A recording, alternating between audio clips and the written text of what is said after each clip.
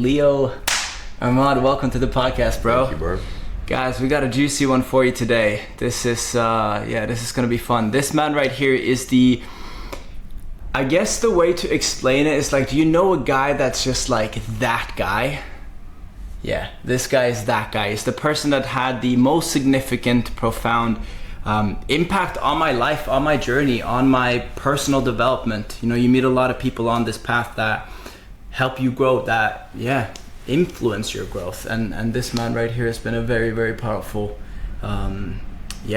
person in my life. And you've been hidden from the public for the past 2 years, bro. Behind the scenes, doing your thing. What's been up? It's been a minute. That's a good question, man. It's been 2 years. 2 years. Really, the last video that we did must have been 4 years ago now, when we first were making YouTube videos and putting things out there, Instagram, whatnot. But I mean, the last sign of me being online was really just me sharing what I had been doing in terms of business, and I was speaking into the death of my ego. I don't know. Well, because you went through a massive because the reason you stopped posting was because of your health issues, and that is like 2 years ago. Started 2-3 years ago. Pretty much, yeah. I mean, you could say 4 years ago, right when I saw you in Ibiza, like as soon as I turned 21, it was like, all right, rock bottom. It's time to humble Leo and reset everything. And that's when I went off to Bali and I did all the things I did in Bali. Yeah. Because I remember you were sharing. I mean, nobody knew what this was like, what you were going through at the time, because you were still running the company, still doing all of these different things. And I remember there was one story you were telling me, like for a week straight you couldn't leave bed, or you could leave, but it was super painful to just leave and just get out of bed. And you were eating, your diet was fucking boiled carrots, and boiled potatoes. Yeah, pretty much, yeah, dude. And so that's like that. I feel like that was like, to me, that's the start of your like health issues. I mean, it'd been building up until that point, and then that's almost 3 years ago now. You've been touching in a little bit on social media, but you've been pretty much behind the scenes. What have you been doing? Like, what's been your main focus in life since you had these health issues? I mean, if we go right before then, I was in a very interesting point in my life. Like, I was in a very ego-driven state, I guess you could say. I was fully focused on money, status, girls, I was trying to make as much as possible, be that guy. And I feel like it was a time that I needed to get humbled. You know, I was making multiple six figures. I was traveling around the world. I was living the life of, any 20, 21-year-old's dreams. Yeah. And I was starting to become a little bit inflated. And I just feel like I was very disconnected from my true purpose, what I came here to do. And for that reason, I feel like I got humbled. So I spent the next 4 years mostly alone, to be honest. It was a path of like real solitude, I guess you could say. And I was building my business. The first couple years I was building my business, and I was working from home. That was like the privilege of being able to work from my laptop and grow a business from that space. But the first like year or so was just me working behind the scenes and building and grinding and hustling.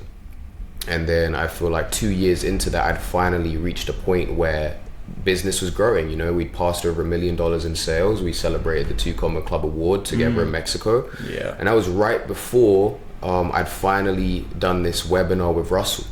And this was like a huge highlight of business for me. He's a guy that I was looking up to when I was like 18, 19 years old. I was reading his book in my dorm room, trying to understand marketing, trying to understand business. And I was like, I want to work with this guy one day, and he's a guy that has a $1 billion Everybody company. knows Everyone knows who he is. Him, yeah. And people, like, it's a privilege to be able to even speak to this guy, even take a picture with this guy, let alone speak on stage with him to thousands of people, So that was really what how I spent the following, couple years, I guess you could say. So you do the webinar with Russell, and then, because I was with you in Idaho at the time. And I remember like you were talking about how you were like, because even you standing on stage, bro, it was like you were bitching about like the lights, like there were so many bright lights and you were like super light sensitive. This guy would like fucking like make his entire room dark and just be in darkness all day. It was crazy for me. I mean, I came into the room and there's like 6 cameras on me. I'm like, what the fuck? Like, I came from being in my room like pitch black to like I've got 6 cameras on me. I've got like, I'm standing on stage. I got all these different screens that I have to look at. I'm like, bruv, like what is going on?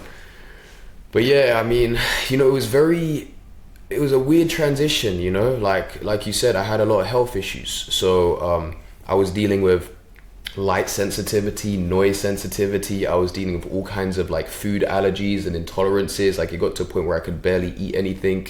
I'd lost like 25% of my weight within the space of like 4 months. It was you know, there was a lot of shit that I was going through.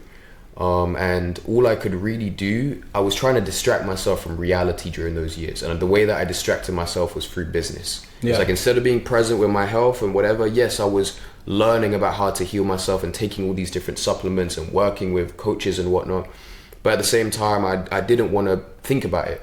So instead I would be working as much as I could, working non-stop.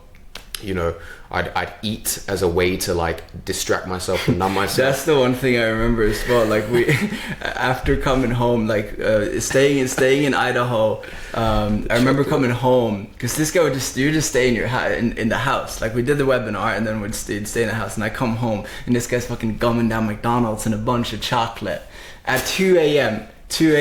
Oh yeah, it was McDonald's. That was so dumb. And that was like, you didn't eat that shit normally, but I guess correct me if I'm wrong, but that whole Russell webinar like it was so stimulating, so it was like so much happening that you needed like the biggest distraction, and that became McDonald's at the time. Yeah, I mean, look, there were times where I was, you know, it was like a food addiction, I guess you could say, where I was like trying to do anything I possibly could to numb myself. And if I was eating all of this stuff, I wouldn't need to think about, you know, whatever I was going through. The thing I always found interesting though is like you like your life.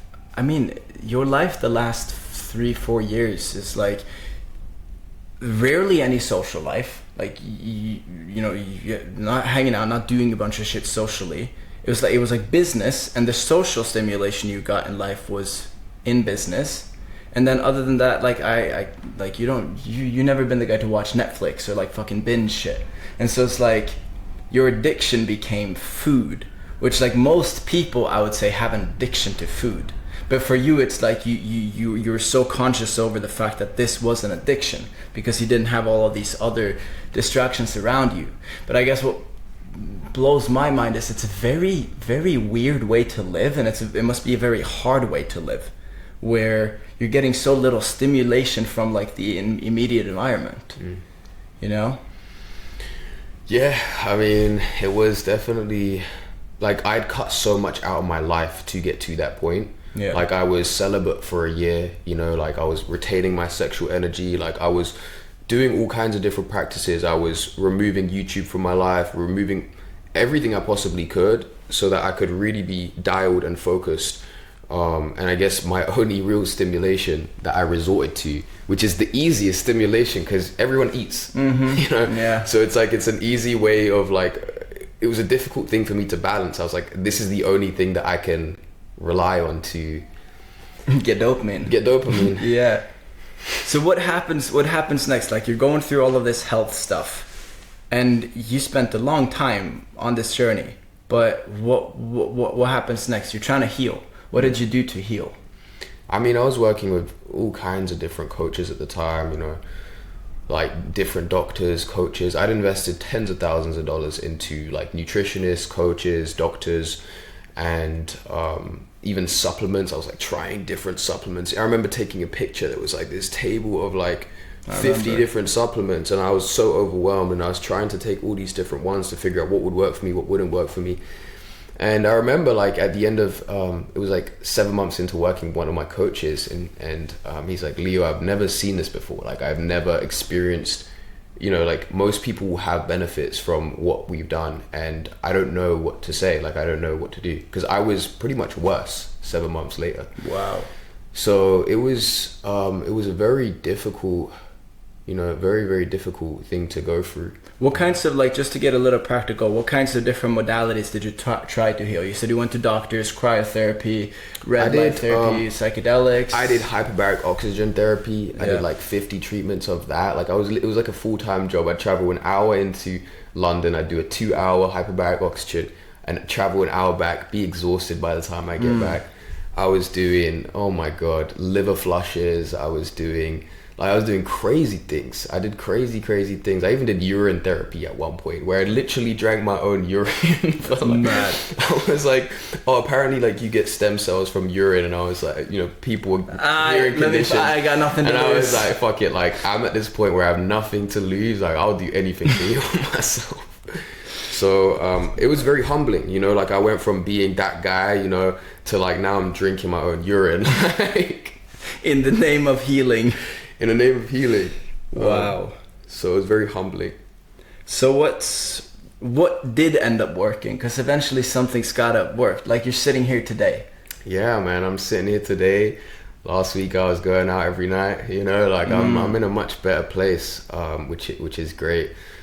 But you know, there's been a lot of ups and downs. Like there's been chapters, I guess you could say. That was like the first chapter. Once I'd finished with that chapter, my health was in a better state after doing the hyperbaric oxygen treatments. I was doing all of this stuff. And then I remember something else had happened. Like I got into a concussion on a night out. And then I found out that after that concussion, my health issues actually got way worse than they were before. So, you know, I had found out that I got a traumatic brain injury, and it affected my whole nervous system, my whole, like my organ function, everything. So the light sensitivity was that much worse. Everything got worse, to be honest. So that was chapter 2. And chapter 2 was like, all right, God's way of saying, all right, Leo, it's time to, stop running away, stop trying to build this business and come back inwards and like figure out who you are on learn more about yourself rather than constantly run on this loop. And I mean, that's what most entrepreneurs do. Like most very successful entrepreneurs are at the core of it running from a trauma, running from a childhood trauma. And it's a powerful motivator. Like a lot of people become very, very successful because they have this insane desire to validate themselves to the world, to their parents, to their peers, to whoever the fuck it is. That's what I always say, man. It's like, the most successful people are the most traumatized people. They are the people that were bullied in school, or their parents didn't show them love or care or whatever it may be. And because of that, they spend the rest of their life trying to prove themselves to the world and to themselves. And that's the fuel for most people. But until you become aware of that, it runs the show. It runs your whole reality. You let the shadow aspect of it take control. So, and that was the case for me. It was the case for me for years. How did you get out of that? And I mean, this ties into the health journey, the transformations there. Because you were forced to look at this stuff through your health.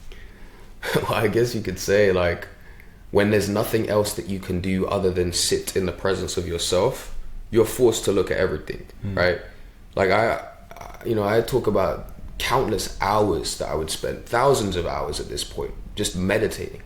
Like I would literally just sit in my room and I would just meditate. I would observe my emotions. I'd observe my thoughts. I'd observe all the crazy things that I was navigating. And I had to reach a certain level of self-awareness to the point where I could not bullshit myself.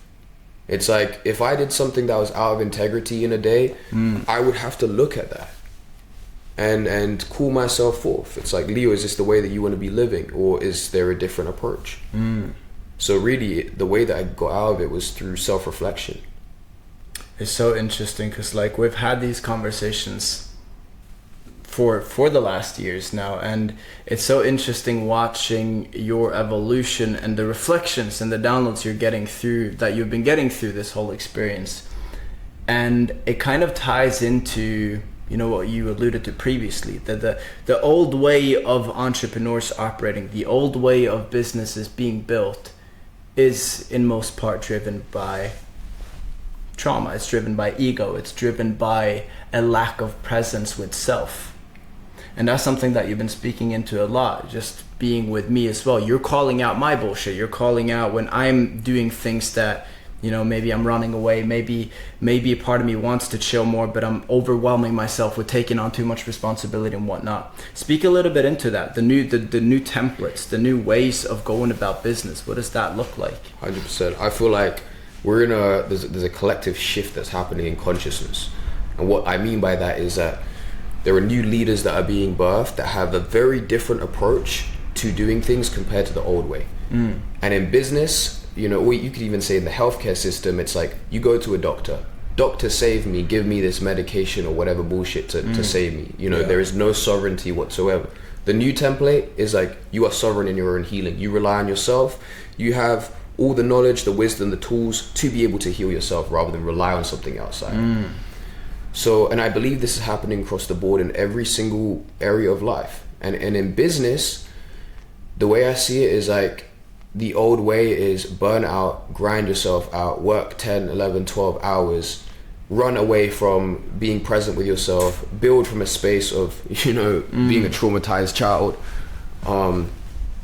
It's so interesting because like this has kind of been a little bit of like I've been having some realizations around this just during this little cabin immersion where we're at this beautiful cabin right now, and what you're seeing behind us is Norwegian fjords. Which is ocean, but they're just like inland ocean connected to the ocean. Just disconnecting from society, getting out into nature, which is a whole other thing that I want to dive into with you on, you know, because we speak a lot about, you know, buying land, fucking off of society and like living off grid. Well, and we'll get into that. But this, like I've noticed for myself as well, I've always also been kind of like running away from my own insecurities and doing all of these things and becoming the best at whatever I try. I need to be the best at it because I need that validation, and it's something that's connected to my childhood and all of that stuff. And it's still present. It still is showing up here and there. It's less like you work through it over time, but it takes years and years to work through this shit. And then one of the things that you were giving me some reflections on even on Monday is we came here with the intention to dive deep. But then on Monday, like I spent almost the whole day just like doing stuff that I could have done at home where we didn't need to be in presence, like just normal work related stuff.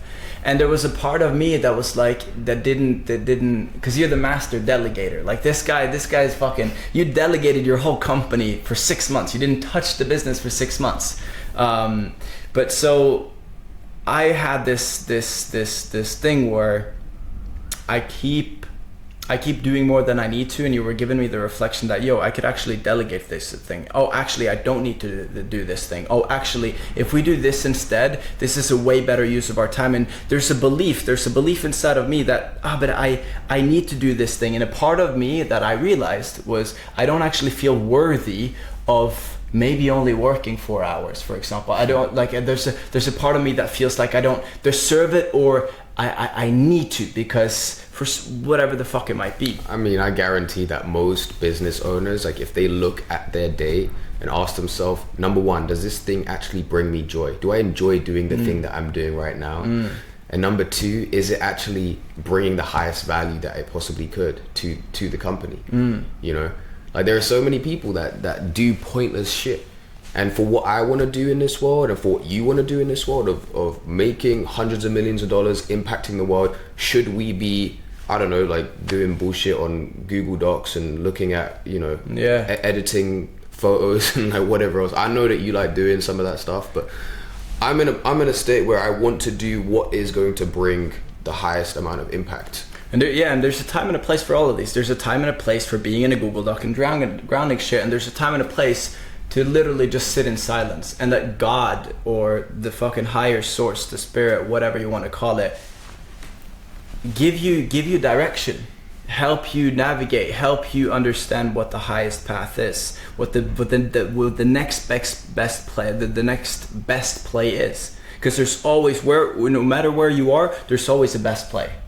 And so if you can consistently be making that best play, like you're literally bending reality. Yeah.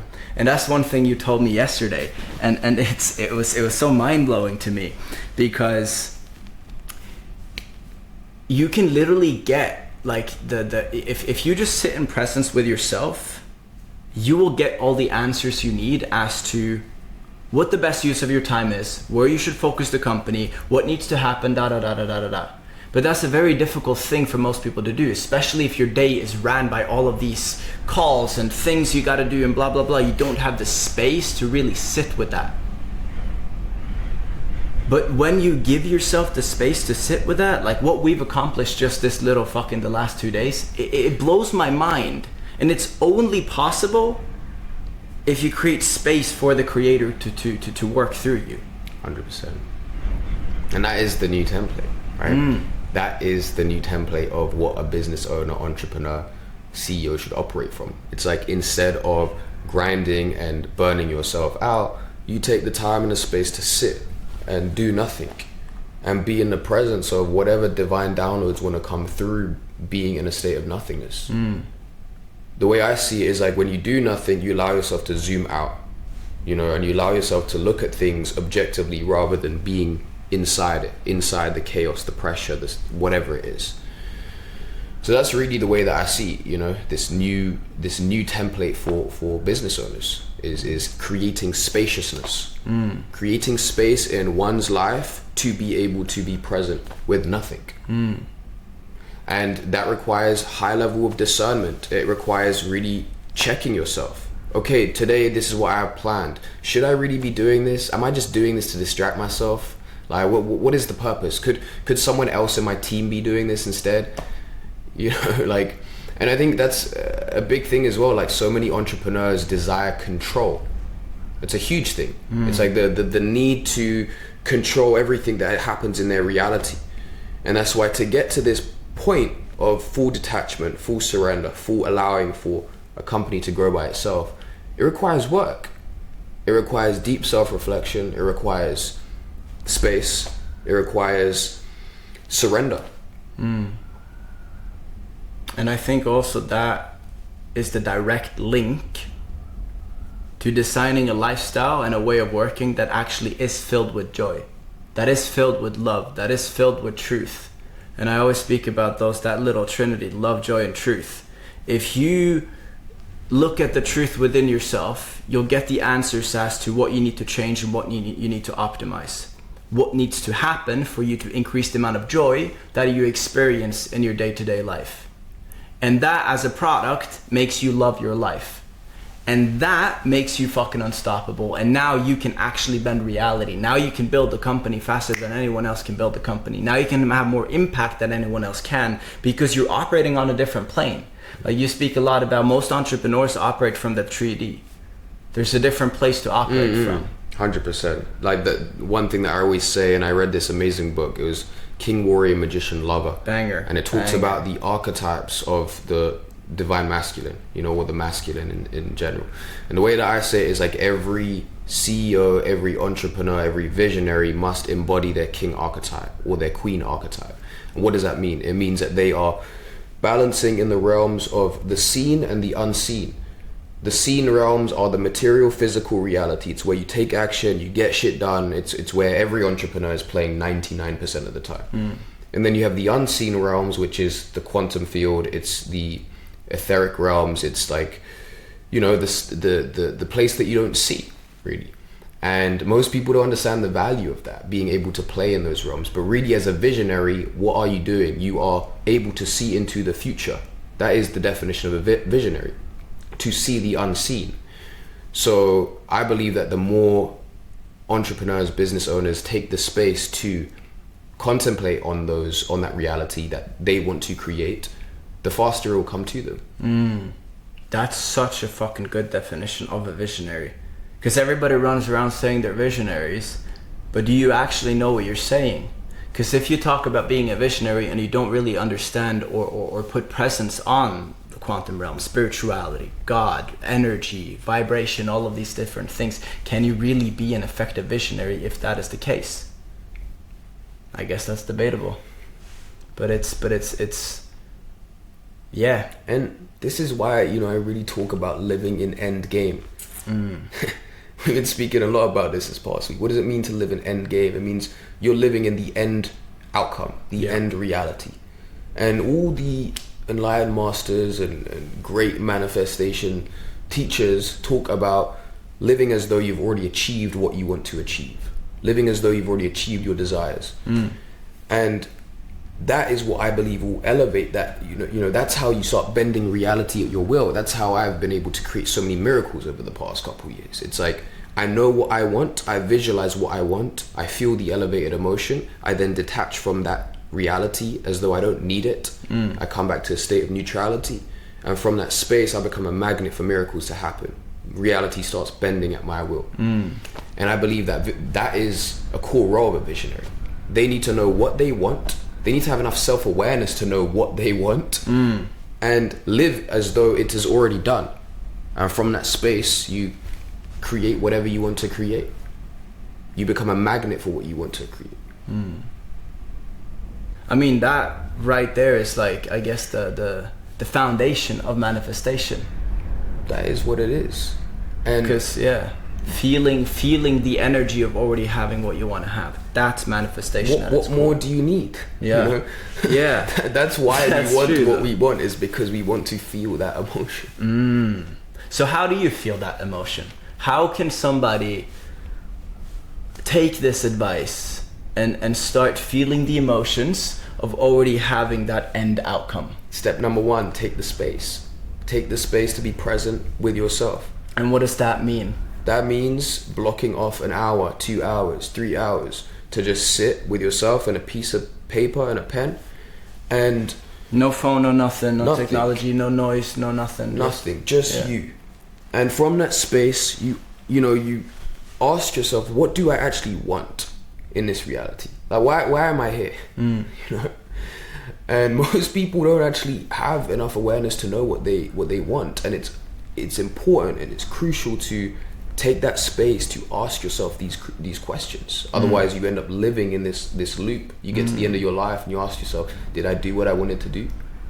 Yeah. So that's step number 1, create the space. That's so good. I want to dive a little bit deeper on that too, because I feel like a lot of these, like we have a lot of fun like looking at entrepreneurs in the space and looking at the way they're showing up, what they're doing, what they're flexing, all of this different stuff. And it's like, is that really what this person wants? Do they know that this is what this person wants? Sure, it's stimulating you, but even you had a conversation, and I'm not going to drop any names, with a guy that's been going deep down this rabbit hole of like full send Andrew Tate lifestyle, flexing the cars, flexing all of this, hyper masculine, all of that stuff with no balance of the feminine, all of that stuff, and then just like, complete fucking midlife crisis, complete ego that's just like, what the fuck am I doing? How many of these people are happy? You know, that's the real question. Like, you know, you can look at all these Instagram influencers, all these people that claim to make millions of dollars. How many of them are genuinely happy?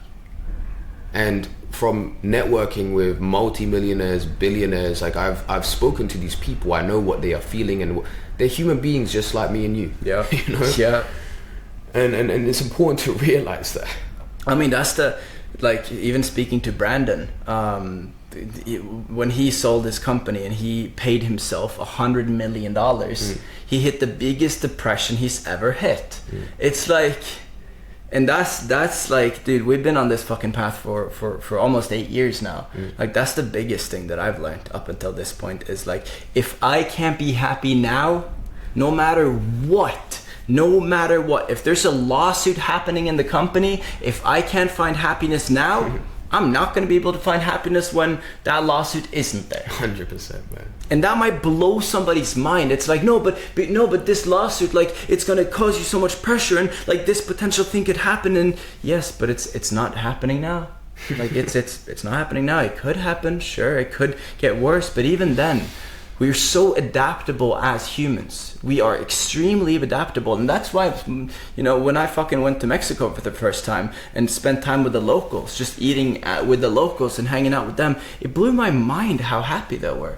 They were just always smiling, always hanging out. Even in Africa, bro, happiest kids. And I actually asked this kid in Africa, what do you think about all the Americans having and Westerns having more money and blah, blah, blah. And he was just like, Hakuna Matata.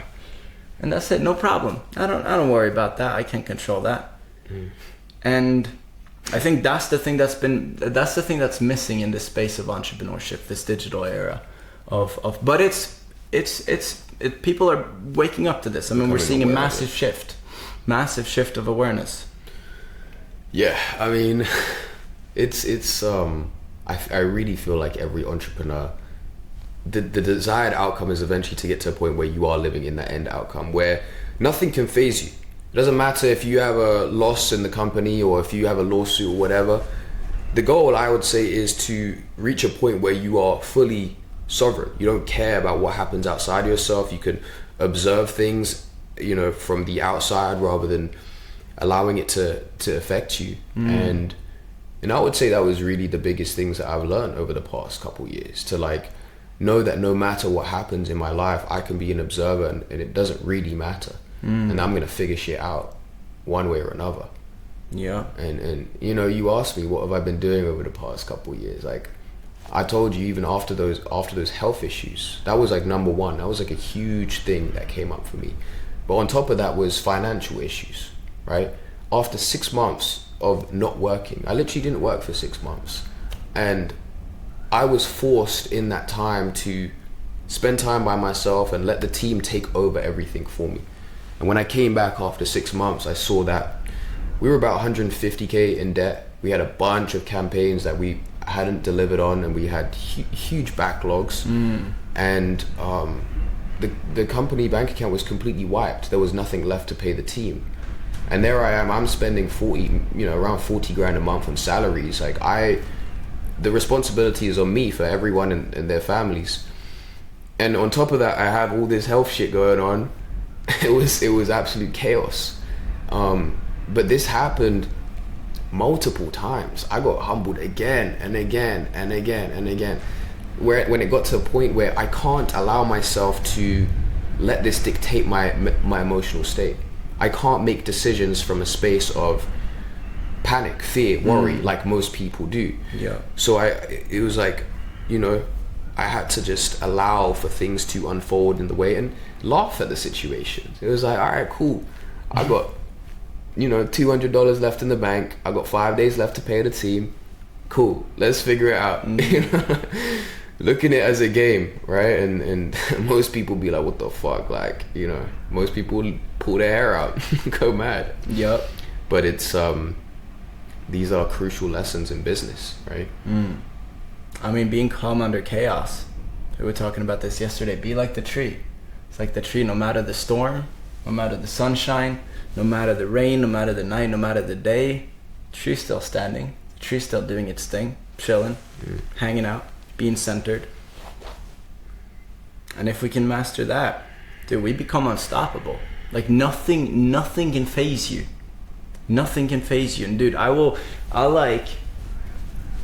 because I've had a lot of similar situations in my life happen where it's the average guy would just absolutely fucking lose it.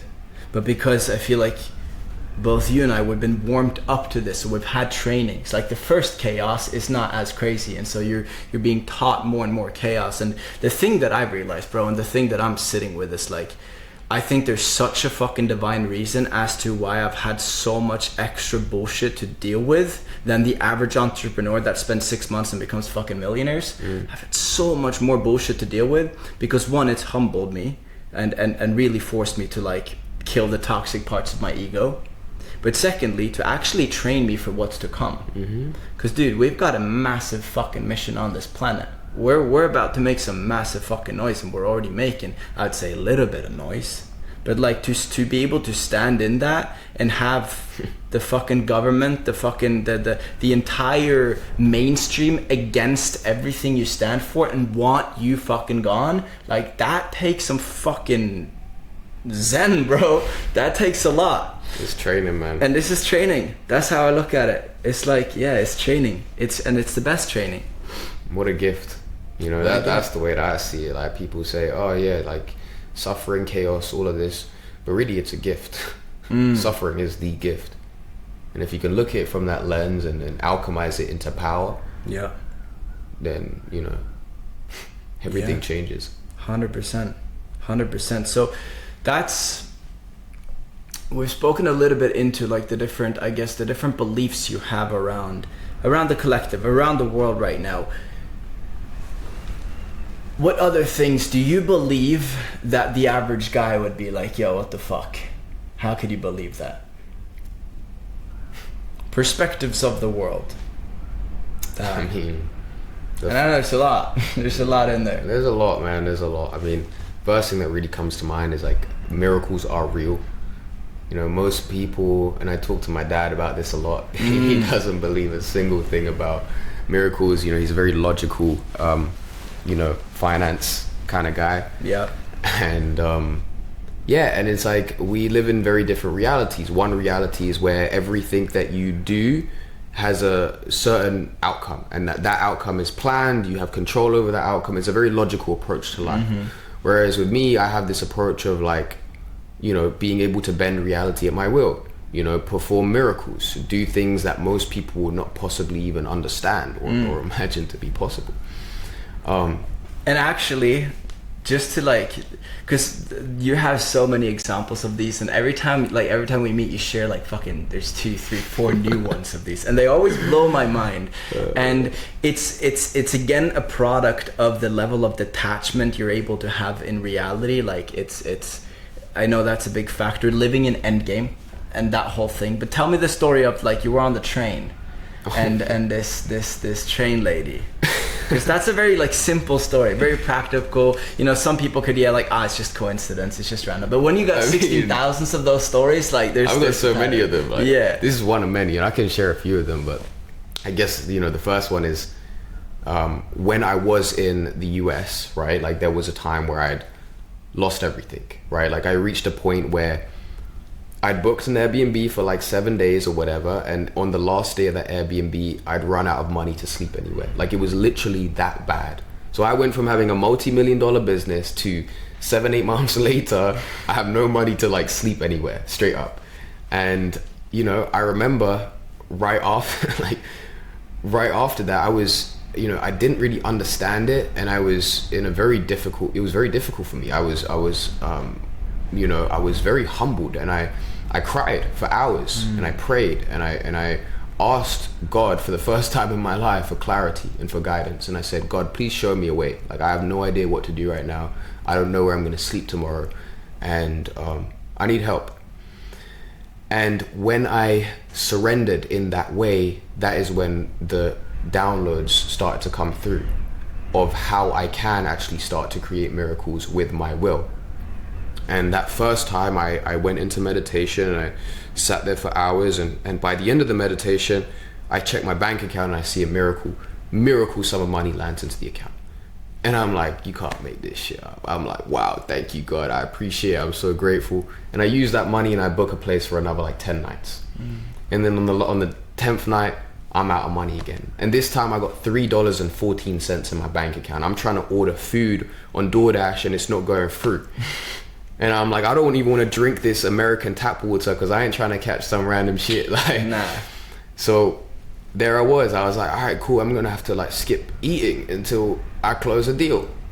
But this time I was like, cool, like, let me see if I can tune into God. Let's see if I can do something. Let's see if I can manifest something with my intention. By the end of my meditation, boom, miracle sum of money lands into the account. I'm like, whoa, like I'm superhuman. I can do whatever I want to do now. Yeah, man. And at this point, I started to develop a understanding. It's like a codex, a blueprint of how you actually do this. So, you know, you mentioned the train story, right? There was a time when I needed to go to the airport. I didn't want to get an Uber because I didn't have enough money to get an Uber. So I was like, I'm going to take the train instead to get to the airport. So I go into the train, and I don't want to pay for a ticket because I only have like $20 in my bank account. I'm not going to do that to myself, right? So I'm like, I'm going to go into this train, and I also see before I go onto the train, it's like $200 fine if you don't have a ticket. And I'm like, okay, my heart races for a split second, but I trust in myself. I'm going to figure shit out if worst case scenario. I go into the train and I sit there, and then I turn around, I look behind me, and I see this ticket inspector walking. I'm like, bruh, okay, cool. Well, I say to myself, I'm going to do something. I'm going to get myself out of this situation. So I sit in my meditation, and I visualize the end outcome is already done. I feel the elevated emotions. I detach from the outcome, come back to a state of neutrality. As soon as I open my eyes, we both make eye contact, like me and the ticket inspector just look at each other for a split second, and then she just skips me. She goes to the next person and she checks the ticket of the person sitting opposite me and the person sitting there and sitting there, and she completely misses me. Man. And like an hour later, I see her like trying to find someone, on the train, and I was like, you can't make this shit up. I was like, cool. That's crazy. It's like, yeah. I mean, when you have that many experiences too, like you do start noticing a pattern. It's like, okay, there's actually a little formula. And you spoke into that a little bit. Speak into that formula again, like that exact little so there step-by-step there is a process. formula, and there is also I learned a lot as well from living with Dane, and Dane, OG like wizard. Like I describe him as like a real life wizard, and he looks like a wizard as well. He does. When I met Dane was another rock bottom moment, and it was like towards the end of this trip. It was like, okay, cool, like I've made money, I've created miracles, I've done all of this stuff, and this is like the final thing. It's like, make your big break now. It's like, cool, you've been bouncing up and down, you've been making a few K, 5K, whatever, up, down. Now it's like, I want to make a big play. So I meet Dane, and Dane comes up to me, he's like, oh yeah, I remember you from a past life. And I'm like, who is this guy? This guy is, you could tell that I could tell that he was up there, like he knew something that I didn't know. So I was asking him questions, and I wanted to learn from him. And he said, all these health issues that you're going through, he said, I went through very similar health issues. And I'm feeling that we should do a fast, we should do a cleanse. And he says to me, we should do a fast for 12 days. So we eat no food for 12 days. And that was the intention. And we ended up living together in Mexico. And right before the fast, he said, on the last day, you're going to make a large sum of money. He said, I'm feeling 200K in the field, around 200K. And I'm like, okay, I'm with that. I'm down. Yeah. I can feel it. And every single day we're meditating. We're doing these like OG like yogic practices that like the enlightened masters would be doing like in their caves. We're doing these breath work, these kriyas, all of this stuff, and he's guiding me through creating spaciousness in my life so that I can have enough energetic space to receive this $200,000 into my field. And we're doing all of these practices and inner child work as well. I was like, wow, okay, there's an aspect of me that might not even feel worthy of receiving money for doing nothing. So what belief do I need to shift within myself to realize that I am capable of receiving 200K without having to work? And that's like, it's a crazy belief system to shatter. Yeah. So we do this 12-day fast. On the last day, a client reaches out, I'm not going to mention their name, but on the last day they reach out, they send me an email. They're like, Leo, we're ready to move forward on the deal. And they said, please send me your wire details. And they send a double payment. Like it's literally $128,000 plus $128,000 on the same day. It was like 250K total. Jeez. And I was like, what? You can't make this shit up. Obviously I refunded the other half, right? And I was like, cool, like I wonder if there's anything else that's gonna land in the field. And I just sat and I waited around and was completely detached. And Cassie, easy, bro. You get 128K. I'm like, cool. You're fucking chilling, bro. It's chilling. not 200K, but it's a good chunk, 128K. So I'm like, cool, like let me just wait around. I'm detached from outcome. Whatever happens. Cassie hits me up. She's like, Leo, like, ready to move forward on the next deal. It's a $90,000 deal.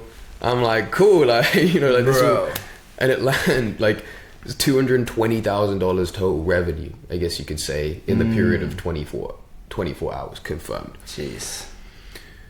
So that made me realize that my will and my intention is enough to bend reality and create the reality that I want to create. Yeah. I mean, the fucking proof is in the pudding. I wonder I wonder what the people like listening to this now are thinking. Because there's going to be some people listening that can hear you and are watching this on YouTube, for example. But there's going to be a chunk of people listening and that they don't know what you look like. And I wonder what's going through their heads. Because that's a crazy story, bro. And like even hearing this from myself, like I know it's possible, like logically, and even though the logical mind is the part that I guess will instantly try to debunk this or make this sound like bullshit. Like I can logically know, like I guess justify how that's possible. But then there's another part of me that's just like that just can't grapple with it. And I know a lot of that is tied to, you know, beliefs around worthiness, beliefs around, yeah, I guess that mainly. You know, I'm not worthy of working, doing almost nothing. I mean, your beliefs dictate your reality. Yeah, that's the simple truth. Like what you believe will be reflected back into your reality. So if you believe that you are worthy of X, Y, and Z, you will receive that. It's a simple truth, you know. Yeah. And you know, it even comes back to you know, me not working for 9 months. Like you say that I'm the master delegator or whatever. Like I literally, at the end of that fast with Dane said to me, "This is your retirement."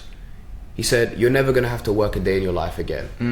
And I was like, I got full body chills. I was like, that is true. I resonate with that. Yeah, man. I don't want to have to work ever again. I'm gonna retire at 23 years old. Done.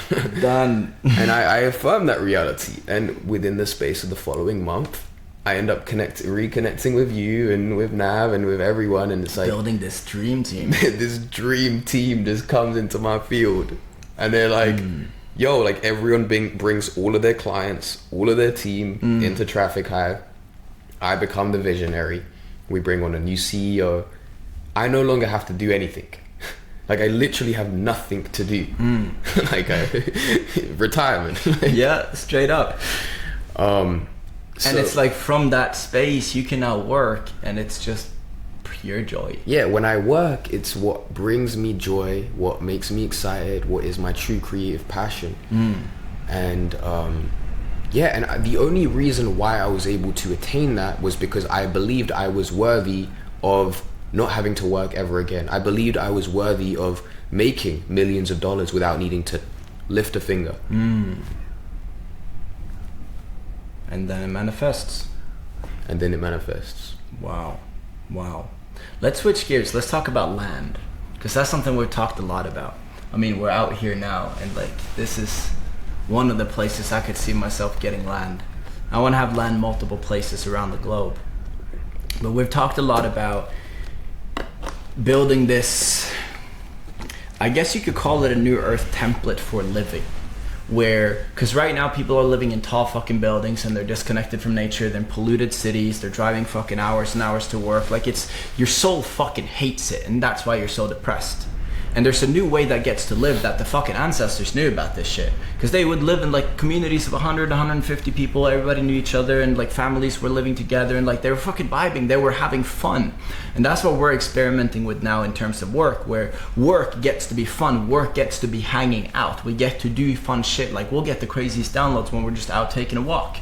It's like that. And so we've been talking about, you know, having this land piece where, you know, all the boys, all the like our business partners, whatever, everybody who we really fuck with, like we live together on this land piece. And it will be one of multiple places we live, you know, but we live together in this community. We've got our houses all around, we've got farms, we know you hunt for animals. I want to have bees. I want to have my little like whittling shop where I can fucking work with tools, chop wood, all of that stuff. What I guess, what are your excitements around this, and why is this something that's so present for you? I mean, I would say like I've lived in the city all my life, and you grew up in London, bro. Like that's proper city. Yeah, and I appreciate the city. You know, I used to always like make it wrong, but like I guess as time has gone by, I've noticed that there's less value of being in a city.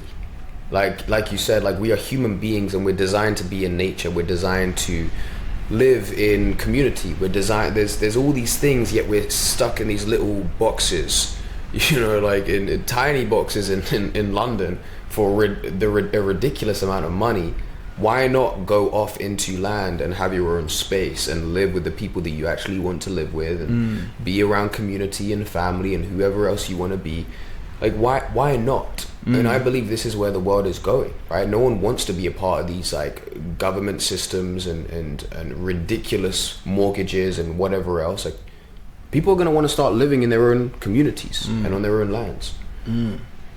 That's the thing I'm noticing too, is like when I'm in the city, because I have a natural tendency to, and I think we all do have a natural tendency to just overthink, stress about fucking everything. And when you're in a city and you're in a space where literally every single person around you, your neighbor, the person living below you, whatever, they're all living in this constant state of slight stress. And that, you know, that energy becomes a vortex. And that's like, I notice now that when I'm in the city, I just fucking worry.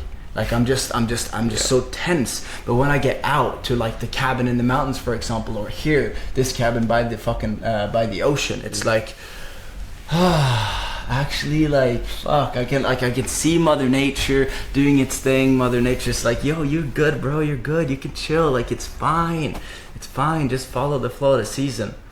And that, bro, the work I'm able to do when I'm out, when I'm disconnected from the day-to-day city life, like it's different, bro. It's completely different.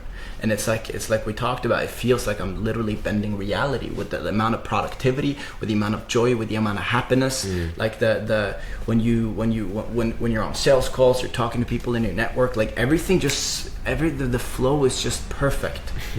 And it's just a product of your own existence, because you get what you are. So when you are operating from this state of stress and worry, you just get more of it. But when you can, you know, optimize your environment, because there's things you can do to optimize your internal state, a lot of the times that starts with optimizing your external environment, which is why I'm such a fan of, you know, going remote. And I've done that since I dropped out of high school, like just working wherever I want to work.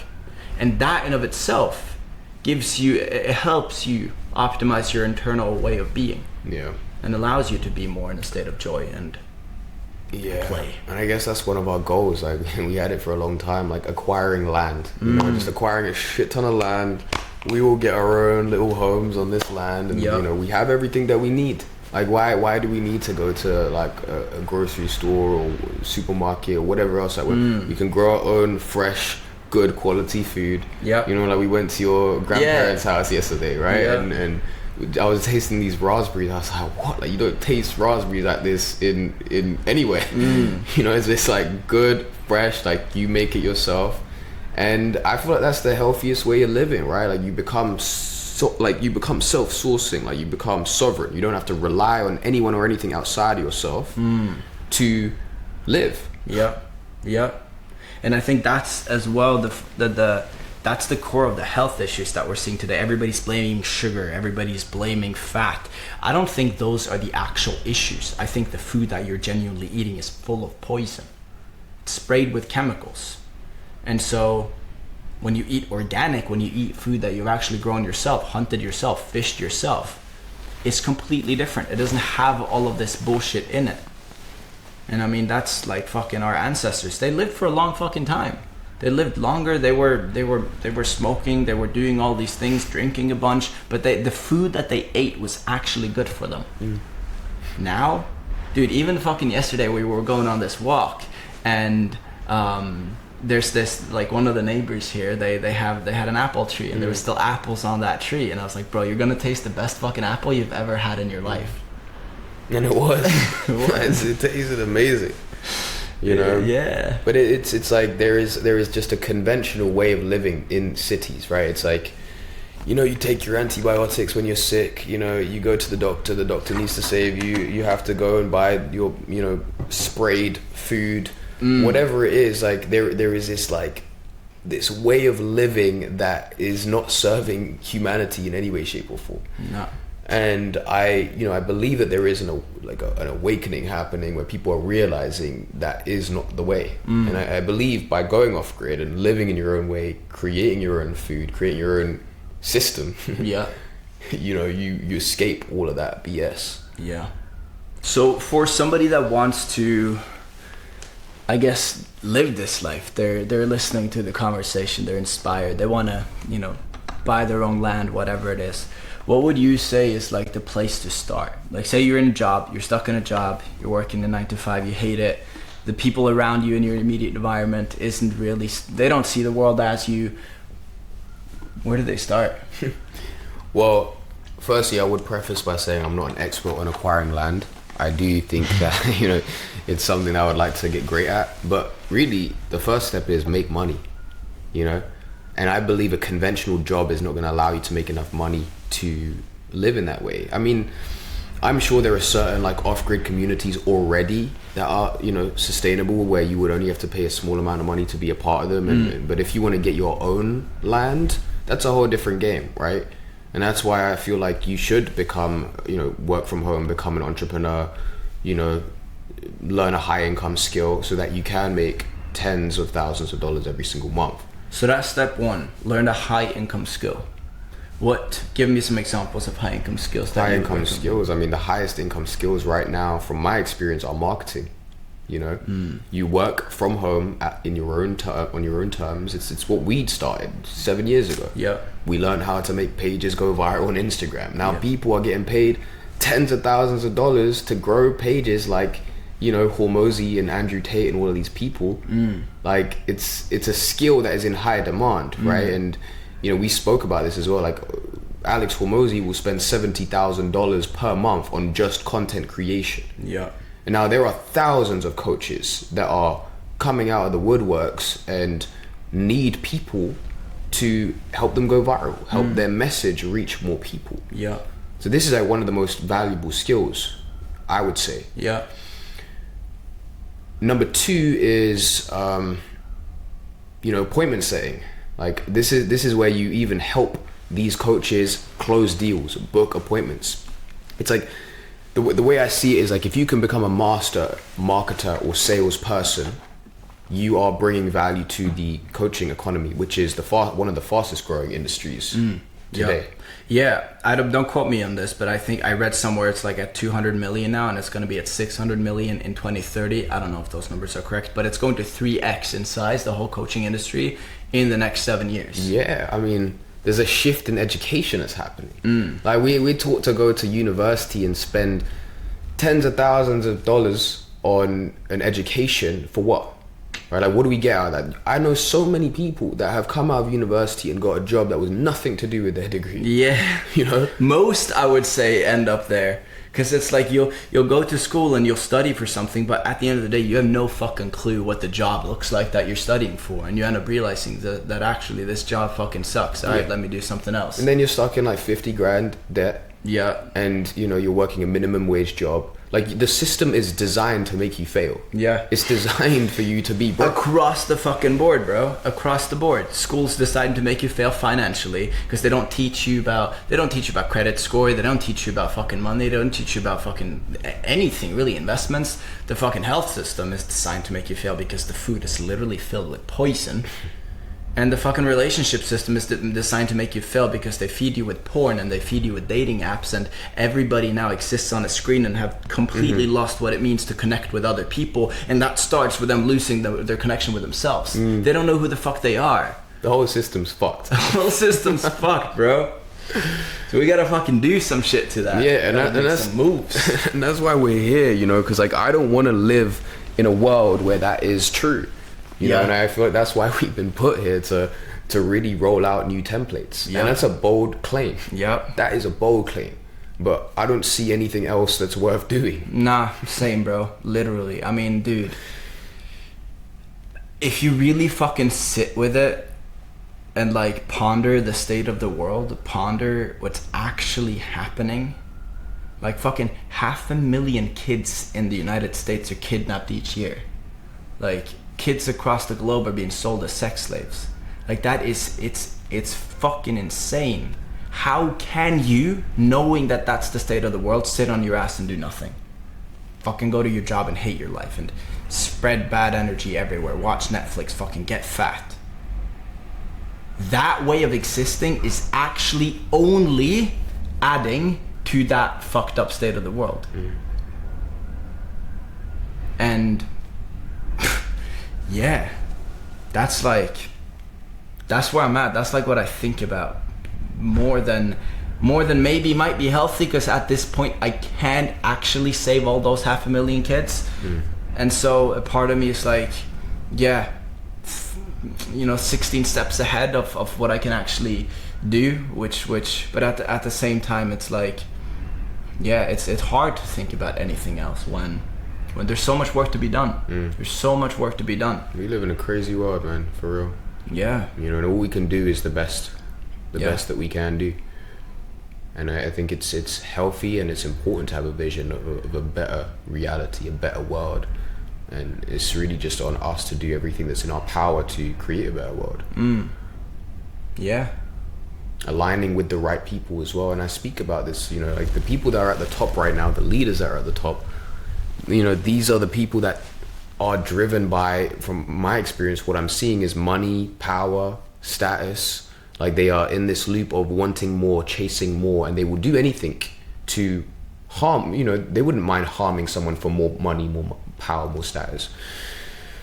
And I'm not going to mention any names, but, I believe that there is a new wave of leaders that are coming online, and it's like these leaders have to align with each other. It's like we have to come together and utilize our power, our resources, our money, our influence to bring more awareness and to shift the collective into a positive way of living. And that's really what I feel like is happening in the world right now. Yeah, you're seeing communities being built. I mean, so many people in our networks are talking about these conversations, talking about building their own off-grid places. I know plenty of people that are already doing these things, and that's beautiful to see, that there actually are people out there that are doing these things. And then there's also, I would say, even more people out there that pretend to be about these things that aren't about these things. You talk about false light. And that's one thing that I don't feel is being addressed in the whole, I guess you could say, the spiritual industry, especially the spiritual industry, bro. There's so much dumb shit going on there, of people pretending to be a fucking life coach and thinking they are a life coach and all of this shit, but at the end of the day, they're not really doing anything that's helping the people that they pretend to serve. Yeah, I mean, that's a big topic. It's a big topic, bro. It is a big topic. It is. We've been around a lot of these people, bro. We've been around a lot of these people for years. And we've been caught up in that trap as well, to be honest. It's like, I think it's the one thing that most people overlook. It's like we see light and dark, right?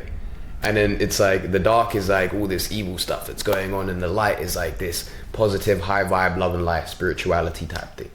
Right? And it's like it's one or the other, but then when you go into that, you actually realize there's a light and dark. There's like light and then there's false light. Yeah. And I think that there's so much that most people don't talk about of spiritual ego and all of this other stuff, but like, what is the ego grounded in? Like, is it grounded in actually wanting to help people and wanting to care about people, or is it grounded in an ego that wants to more money, more power, more taking advantage of people, whatever it may be? And leveraging spirituality, leveraging spirituality, and all of that. Hey, shit. I'm a spiritual person, so you can trust me. I'm all love and light, but really, are you love and light? What's underneath you? That mask that you have created, that identity that you have created. Most people have created, they don't even know that aspect of themselves. Some people do, and they will still, play that mask. Yeah. And I've seen countless people in this space. Yeah. That's one thing that I'm kind of like gassed on, is actually calling that out.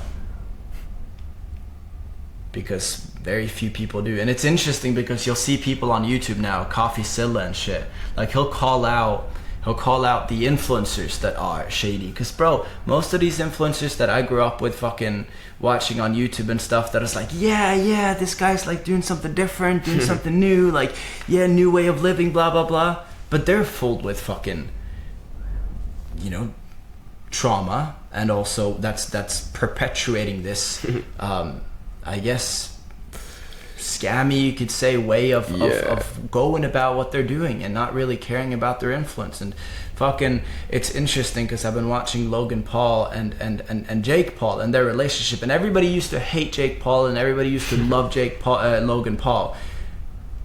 now it's changing. I really like, I see Jake Paul and I see like, shit, this is a kid that's actually on the path, really figuring out who trying he is, to become better, trying to become better. And then you got Logan Paul, who just at the end of the day wants to be better than his younger brother and will go to any length to still be better than his younger brother.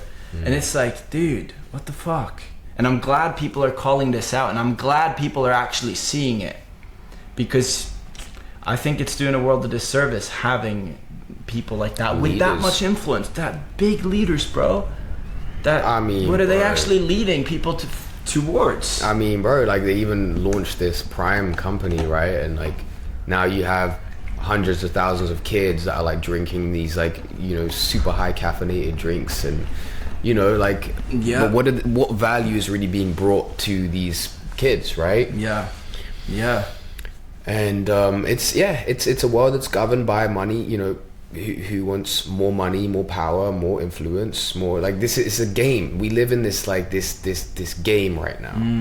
And it's like I feel like the wrong people in the world have influence at that scale. 100%. That's what we get to do something about. That's why we're here, man. We're here, bro. I think that's fucking, I think that's gold. It's been a fucking pleasure. Appreciate you, man. Absolute pleasure. More podcast episodes like this, guys. This is the first first episode with Leo. There's gonna be more episodes with Leo like this. And bro, next time we'll have some more crazy shit to share, some more fucking always magical experiences, all the good stuff. Appreciate you, brother. GG. Peace.